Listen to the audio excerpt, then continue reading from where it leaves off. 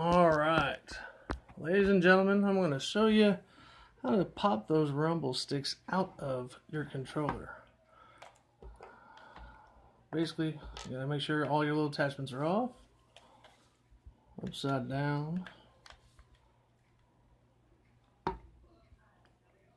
Careful not to strip these screws out. They can strip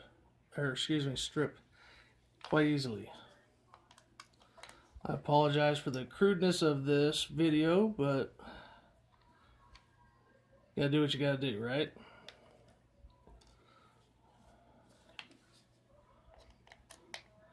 Now, a couple of things that you're gonna need is obviously a small tipped screwdriver, Phillips,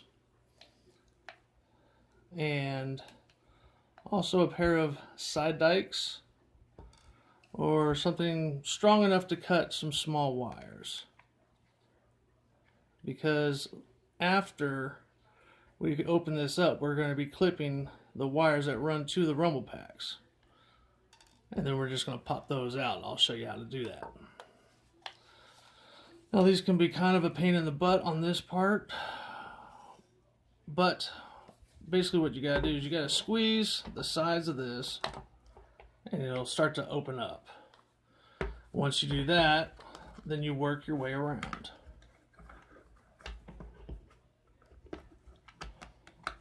You don't want to break the little tabs off inside,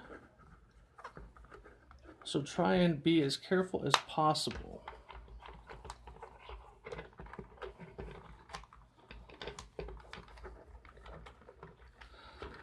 They really enjoy making this tough.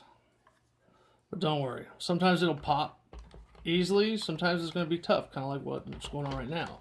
Either way, it'll open up. Just a matter of getting all the little pieces to break loose that you need. Now, some people will use like a screwdriver or something along the edge of this. If you don't want to tear them up or something like that, use a flathead tool, something that would be skinny and also safe to use. Like I said, you don't want to bugger up your controller, because sometimes it's the only one you got. So the best thing to do is play it safe. The safer the better. Now, I've got a small kit that actually comes with some prying tools in it.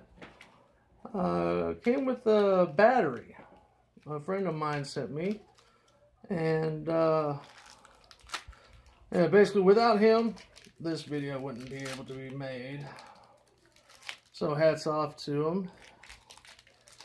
He's an amazing guy.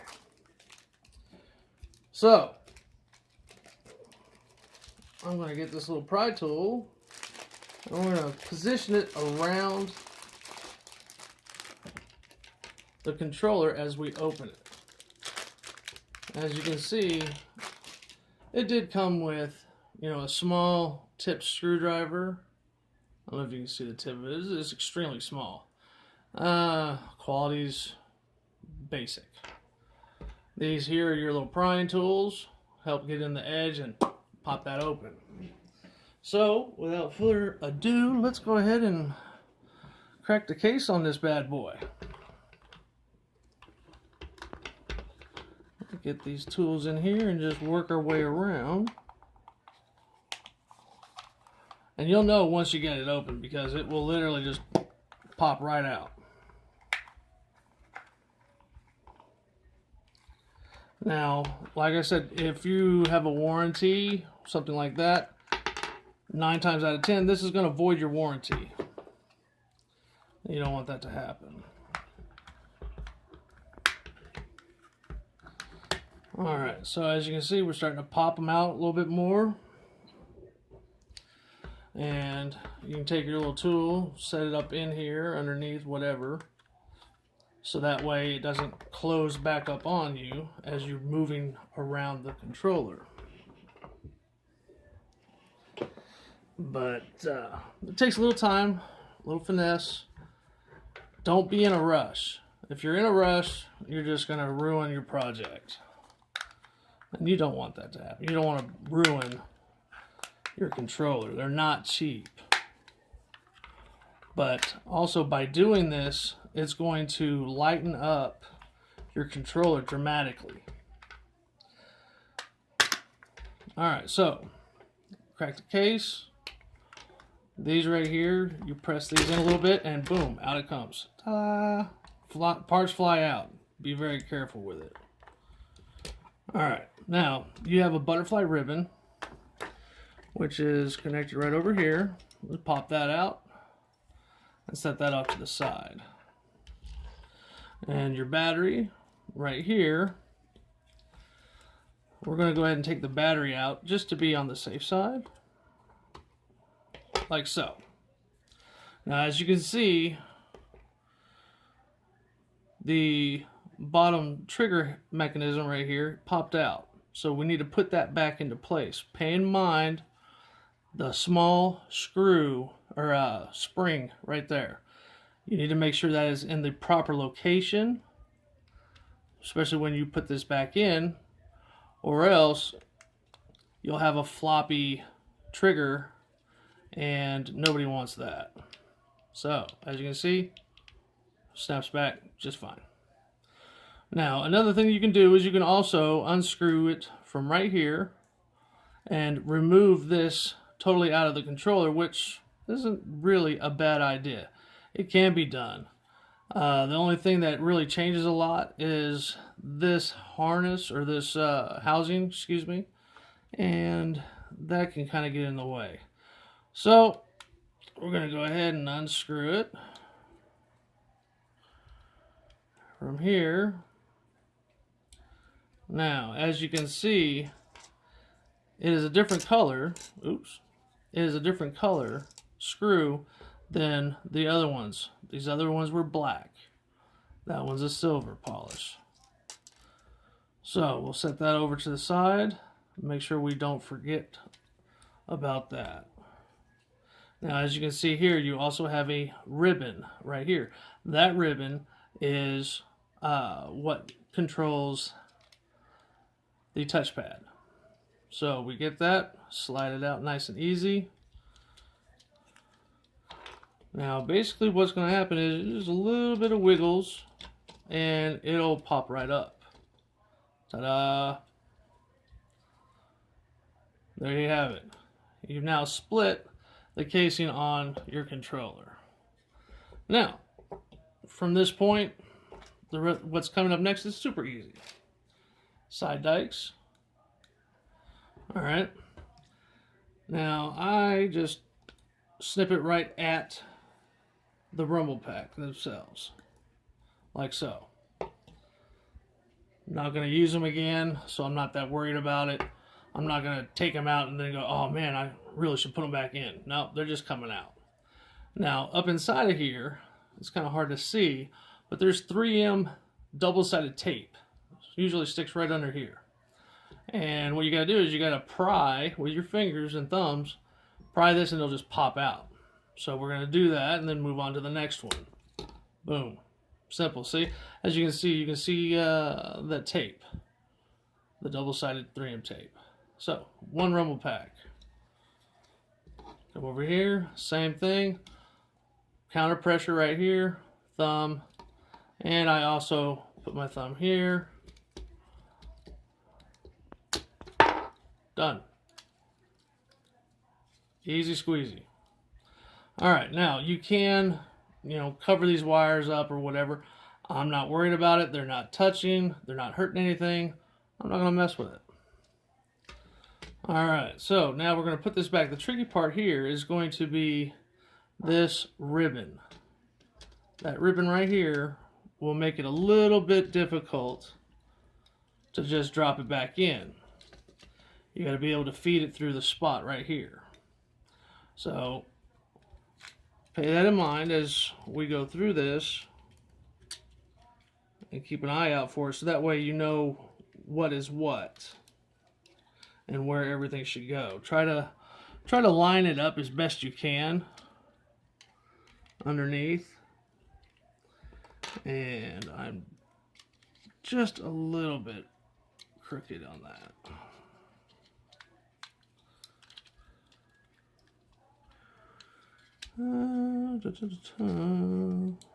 Come on, you little booger.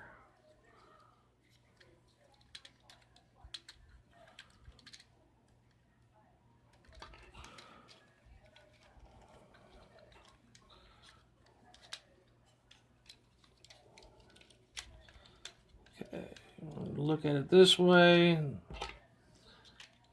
Reach in there with a screwdriver and try to position that ribbon where I need it to be.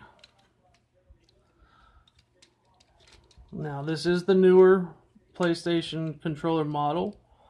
The older ones are significantly easier to do, but either way, all you gotta do is feed that ribbon through there, and once you do that, your hard part's done. I say hard part, it's really not that hard. I'm just fiddling with it right now because I'm trying to make sure you can still view this as well.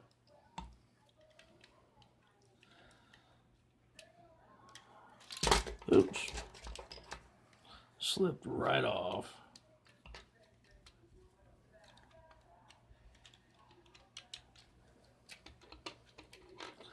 Alright, let's try and get this ribbon pulled back up here again.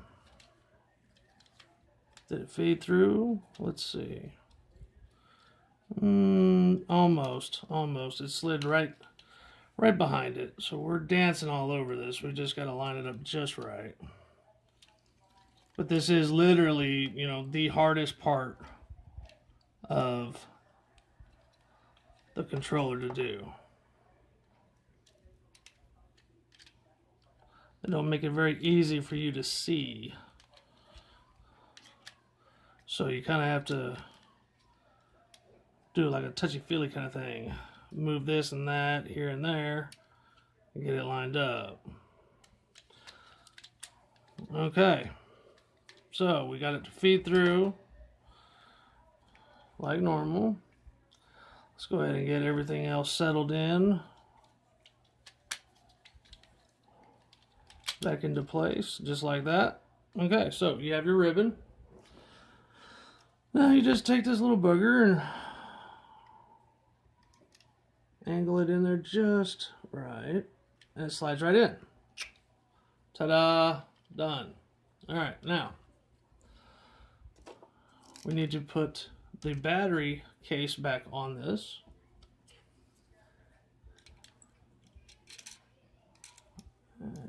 Right like that. The silver screw. Set that in there. I like to magnetize my screwdrivers, especially for the smaller sets, because when you're dealing with smaller screws, sometimes it's not, I don't want to make that too tight. It's not really easy to finagle the screw in there and get it lined up right. If you're magnetized, then it's going to hold onto that screw so much better, and you don't have to, that's one less thing to worry about, right? Okay, let's get the battery put back on.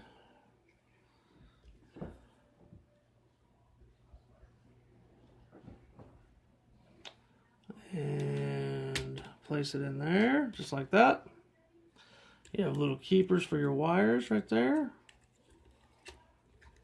And boom. Alright, battery's in place, everything's set up. All we have left to do now is the rear case and this ribbon. So we know where the ribbon's going to go.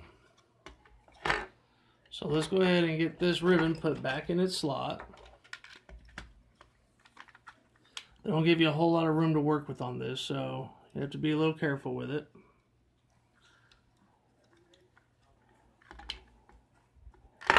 I apologize if this is not very easy to see.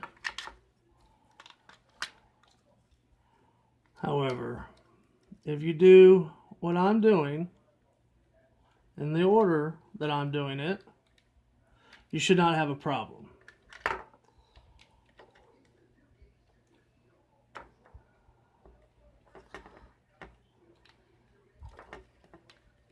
Alright, so got the ribbon back in. Now all we gotta do is snap everything back into place.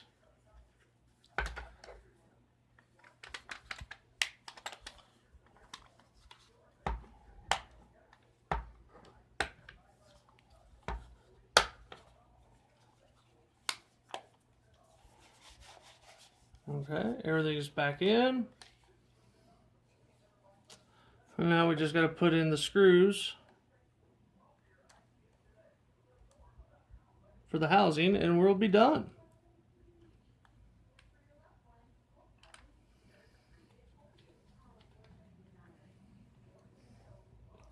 Super simple, super easy, extremely doable. And man, I'll tell you what, you can really, oops, drop that screw. You can really tell the difference in weight. This will also help reduce the amount of hand fatigue when you play.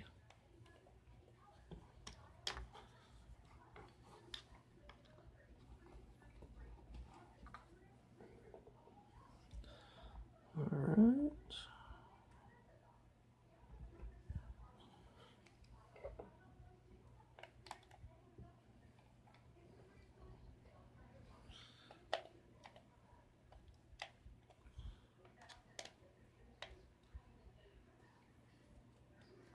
Be careful not to tighten it too tight or you will strip it out.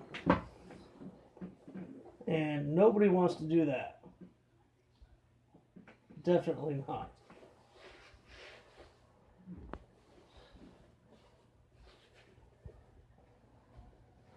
I'm now looking for that little damn screw.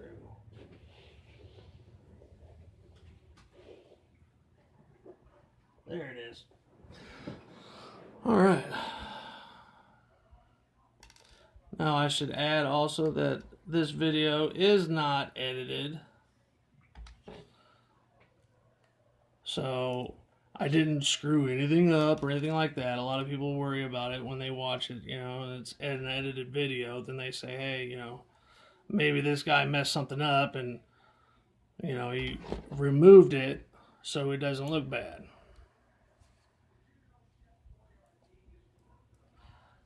So there we go. Get that snug. Power on. Ta-da. Works. Super, super light. These, you can keep these or you can toss them. It's whatever. It's just a regular motor and it has some weights and on one side. So basically that's what gives you the shaking feeling. That's why they're called rumble packs. All right, that's all we got. So have a great day. I hope this video helped.